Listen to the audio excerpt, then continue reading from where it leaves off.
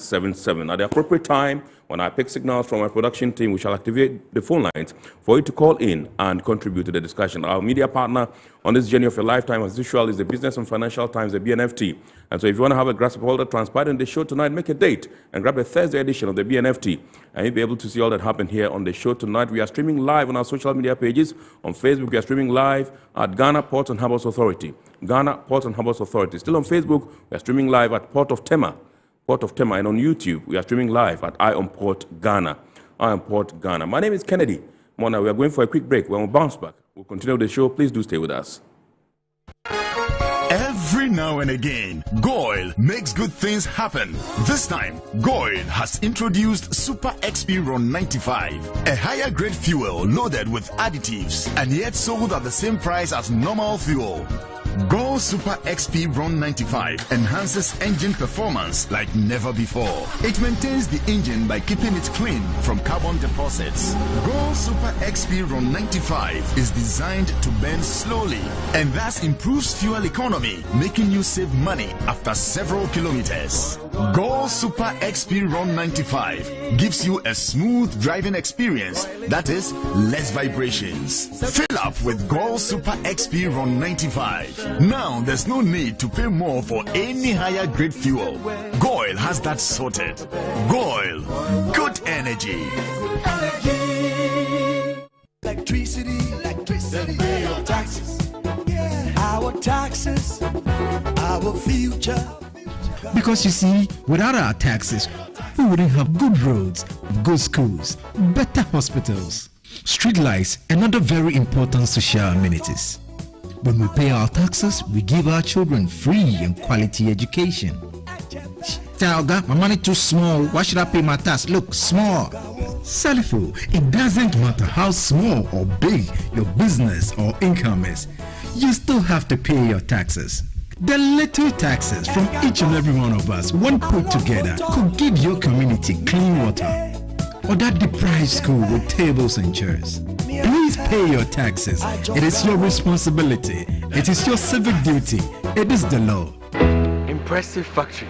If only I had listened to you, I wouldn't have been in this mess. That devastating fire virtually wiped out the whole factory and my warehouse. Remember my misfortunes last year? Serene Insurance Asset All Risk Fire policy that I took were there to pay for my damaged stocks in the warehouse. And my machines that were affected by the floods have been replaced. My accident vehicle is back on the road thanks to Serene Insurance Motor Policy. Currently, my goods are on the high seas, covered with their marine cargo insurance policy. I was just telling Ajima about Serene Insurance. Oh, Ajima, tell him more. As a road contractor, I make sure I do my contractors all risk insurance for the projects and then workers' compensation for all the workers on site. With Serene Insurance, they will make sure they will cover your unknown tomorrow today. Serene Insurance, a new face of insurance. Call us now.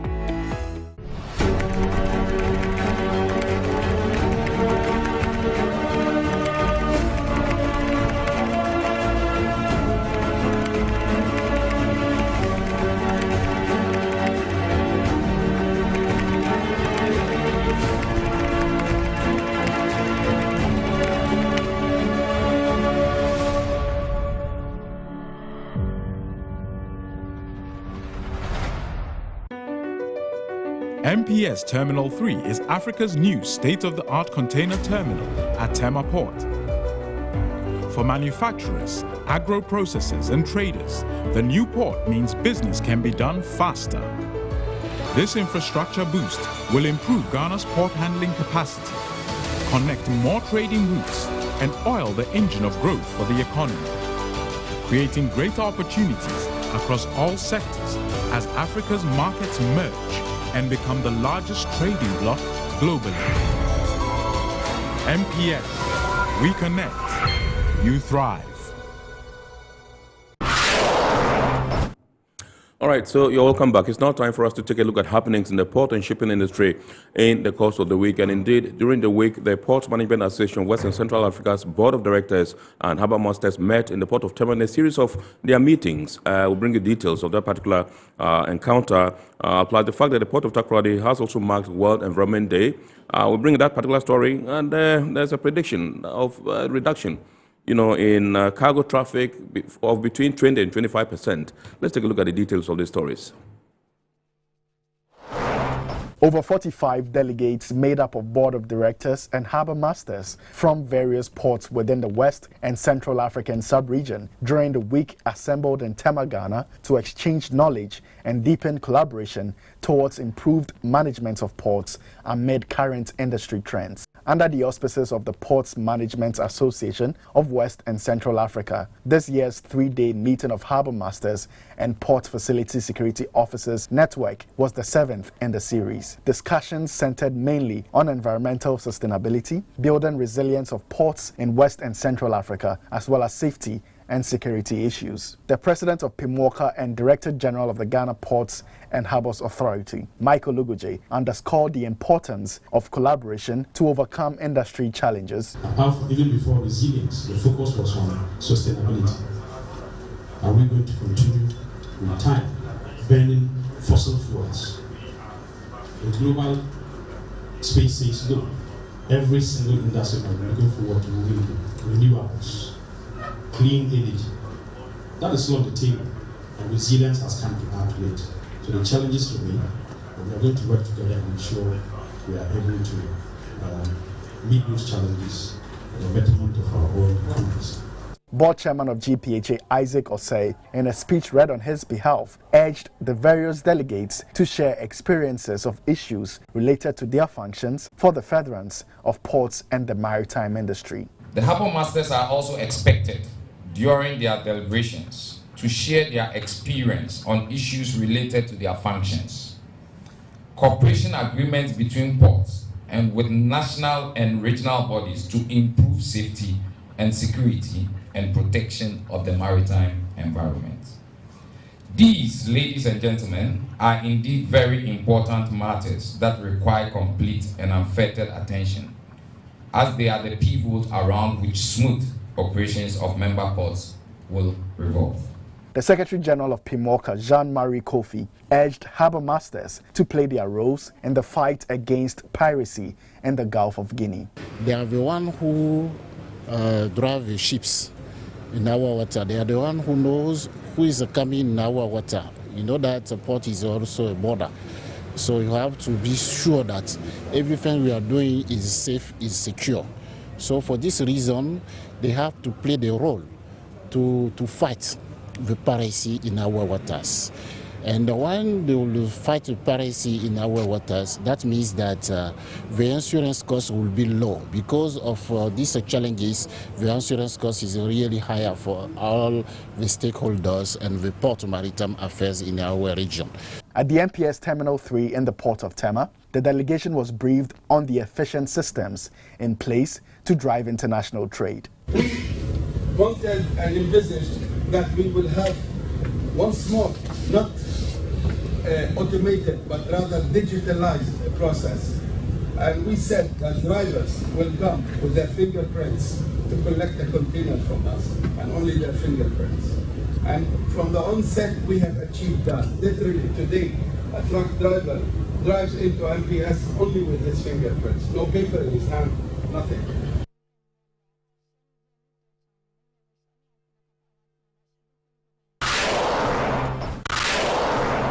The Director General of the Ghana Ports and Harbours Authority is the latest to lament the consequences of the Russia-Ukraine war on international trade. According to the DG of GPHA, grain imports have taken a hit due to the reliance on that region for Ghana's grain requirements.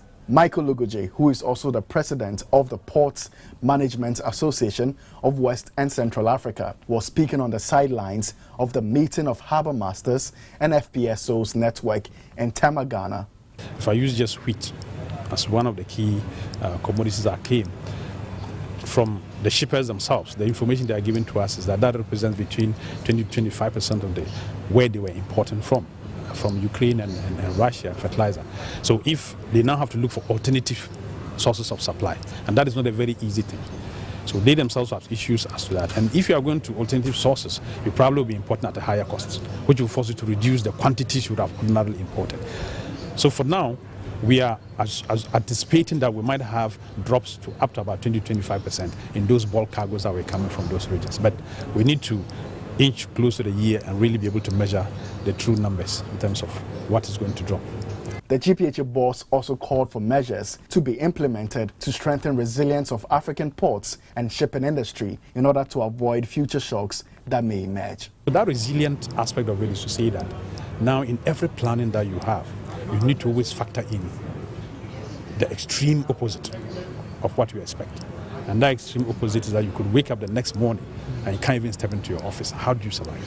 And also all the other remote-related arrangements like ICT and digitalization to ensure that if you can get out of your room, you can still work. If you can't get out of your room, you can still ensure your ports are operating and open to business. The Minister of Transport, Kuku Fori-Siama, has revealed that the Cabotage Law, which aims at getting many Ghanaian seafarers employed, has been passed by Parliament. Speaking at the 2022 Day of the Seafarer, a Deputy Minister of Transport, Asan Tampoli, who spoke on behalf of the sector minister, said the law reserves 50% for all officers and 75% of all rating vessels operating within Ghana's maritime jurisdiction to Ghanaian seafarers. I am happy to report that the Ghana Shipping Cabotage Regulations 2021 LI 2438 has been passed by Parliament. As we build the requisite capacity and increase our seafarer workforce, these percentages will be increased for the country's benefits. As a sector ministry, we shall continue to provide the necessary direction to ensure this is successful. About 1.9 million people work as seafarers globally. Out of this number, Ghana currently has some 5,000 persons trained and registered as seafarers on their books, which constitutes about 0.25% of the global seafarer supply. Asan Tampoli stated that Ghana is in a unique position to increase a market share of the supply of seafarers as the country strives to ensure that the rights of Ghanaian seafarers are clearly defined as required in the Maritime Labour Convention. And I'm extremely glad that the GMA has initiated steps to make seafaring a career of choice for our teeming youth. It is a timely policy as it will benefit both the individual and our country. For the individual, it is a career that provides a solid foundation for life and offers endless opportunities to learn and develop. The Director General of the Ghana Maritime Authority, Thomas Alonsi, said the authority has licensed seafarer recruitment and placement service providers to ensure that the recruitment and placement of seafarers is well regulated. It is also to protect seafarers from unscrupulous service providers and to protect their wages and other benefits under the Maritime Labour Convention. Seafarer recruitment and placement providers who blatantly abuse the rights of seafarers risk being sanctioned by not having their licenses renewed, among other measures.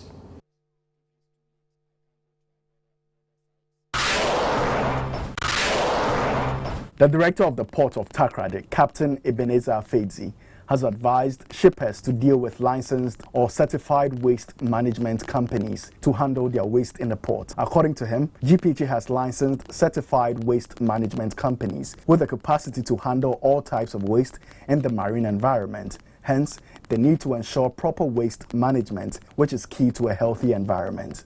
Speaking at an event to mark the World Environment Week celebration, Captain Afedzi urged all stakeholders to be mindful of the waste they dispose into the sea and on land. GPHA has licensed per regulation with licensed some companies to collect the waste. They are licensed and they have a better way, the approved way of disposing that waste. So I want to appeal to shipping agents here. Do not pass your waste from your vessels to private individuals or people who do not have the means to dispose of the waste very well. The harbour master at the port of Takoradi, Captain James Richmond Quason, said, as an ISO certified port, there is the need to collaborate with stakeholders to achieve the goals set and maintain the successes chalked over the years and not to lose the port certification. The OHS need to have evolved over the years as a direct derivative of the ISO, okay? And as such, we are complying. So when you meet anybody who tries to check you with the board, because we have to comply. But we have set the standards, and we will not do anything negative to make sure our standards come down. The port, as part of the week-long celebration, embarked on a cleanup exercise at New Takoradi, the community which hosts the port. Meanwhile, the port of Takoradi, as part of the week-long celebration, ended with a tree planting activity at the New Takoradi Methodist Primary School. The tree planting was made possible through a collaboration with Forestry Commission, who provided the seedlings for the trees. Captain Ebenezer Afedzi, the director of port, performed the symbolic first tree planting to commence the event. In all, over 100 trees were planted on that day.